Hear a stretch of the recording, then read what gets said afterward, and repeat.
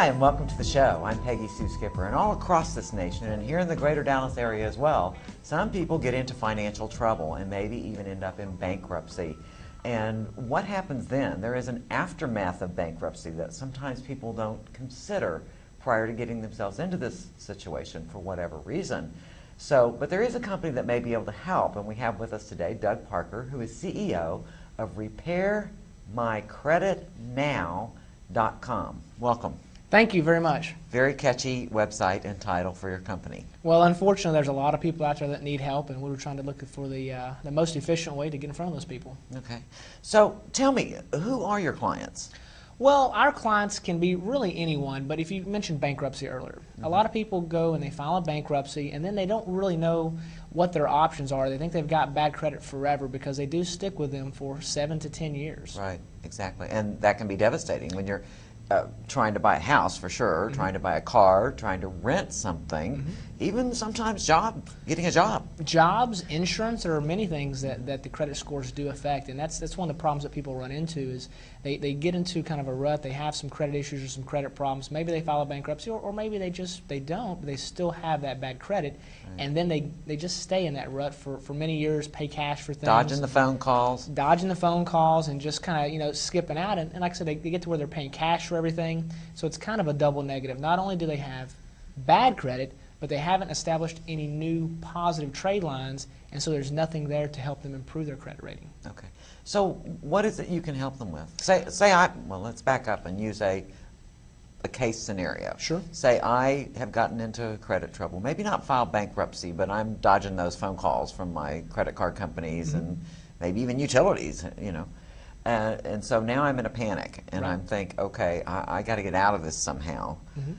So I call Repair My Credit Now.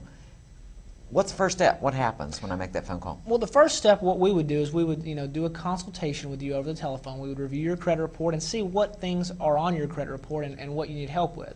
There's different situations, and there's a lot of companies out there that'll tell you different things. Some of them will say, hey, don't pay anybody, just pay us, we'll take care of all your problems, and we're not one of those kind of companies. What we do is we do that consultation, we review the credit reports, and then we go to the creditors and the credit bureaus directly and have them validate the information that's on the credit report. If it's not being reported accurately, then legally it has to be deleted from the credit report. So that's kind of a big part of our business. You may have heard in the past that it takes an act of Congress to get something accomplished. Well, these really are acts of Congress. There's the Fair Credit Reporting Act, the Fair Debt Collection Practices Act, the Fair and Accurate Credit Transactions Act, and several other laws that are designed to protect the consumers from big business taking advantage of them. Okay. So what we do is make sure that we audit the credit bureaus and the creditors to make sure that they are reporting it accurately. If not, legally, they have to remove it from the credit file, and that's what we hope happens in those situations. We get all the inaccurate or unverifiable information removed, which will improve the credit rating, and then we help those clients establish new accounts so that they can have a more positive credit report. Okay. So how are you paid? How do you make money? Well, what we do is we sit down with the clients, and when we do that consultation, we review their credit reports, and based upon the number of negative items that they have, the severity of those items, whether they're 30, 60, 90 days late, are they charge-offs, collections, are there public records like a bankruptcy on their credit report? Then we have a matrix where we go through and put that together, and then we quote them a price, put it in writing, and then if they want to move forward at that point, we move forward. Okay. And what can I expect? How long? I realize that every case can be different, and some things may be more difficult than others to clear up.